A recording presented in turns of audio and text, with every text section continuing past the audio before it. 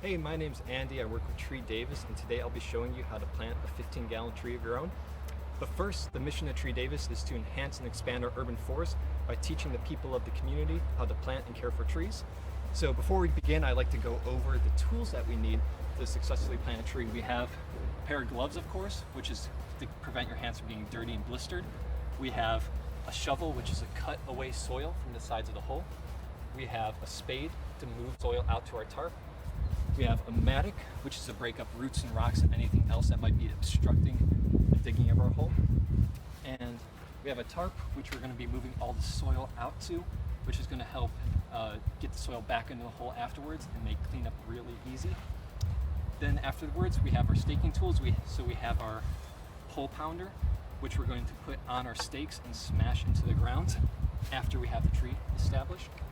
And then we have our hard hat to keep our head safe in the process. Afterwards, we have our tree guard, which is going to go on the base of the tree. And we have 3 buckets of mulch, which is going to keep the moisture trapped in the ground and provide nutrients for the tree in the future. So today we'll be planting a red push pistache. While this tree is an excellent choice for this yard, we want to make sure that you are also getting a great tree for your yard, that you're considering the soil conditions and the canopy cover. You can find more information on this in the description below. We'll include some links for you there. So as you can see here, I pre-dug my hole. I made it about 1.5 times the size of the tree's root ball. And I also made a cylindrical shape and came through my shovel and scored the sides of the hole, making a bunch of marks that will help the tree's roots establish themselves. I also already broke up the soil surrounding the root ball to help the roots kind of establish themselves in the soil as well.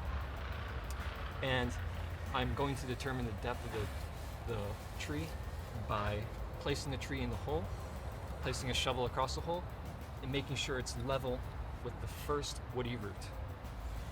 So now I backfilled the hole with the soil, making sure not to press on the roots too much as I backfilled it, and used the excess dirt to make this watering basin.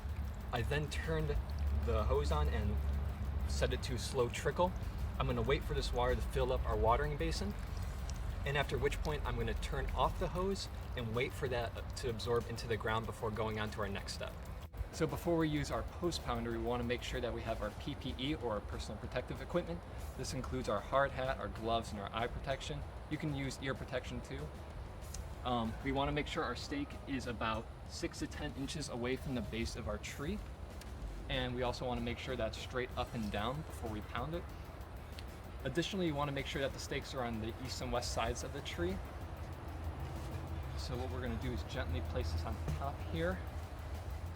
And then proceed to pound it down to make sure nobody's around us.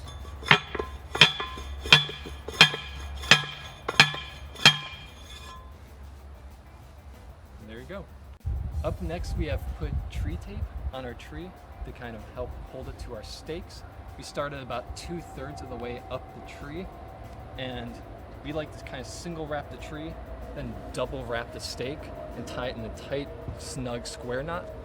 This is to make sure that the tree or the tape doesn't slide down the tree over time as it shakes in the wind. And I kind of like to gently rock it back and forth to make sure that that tape isn't going anywhere. In our last step, we are going to take our mulch and place it at the base of the tree. We like to make a 6-inch thick ring all around the base. And this is to both trap moisture in the ground, suppress weed growth, and over time as it breaks down, it will provide lots of nutrients for our tree. Additionally, we want to make sure that there isn't a lot of mulch touching the base of the tree itself, as if it may trap moisture and cause rot on the bark at the base of the tree, which will unfortunately damage the tree and its longevity.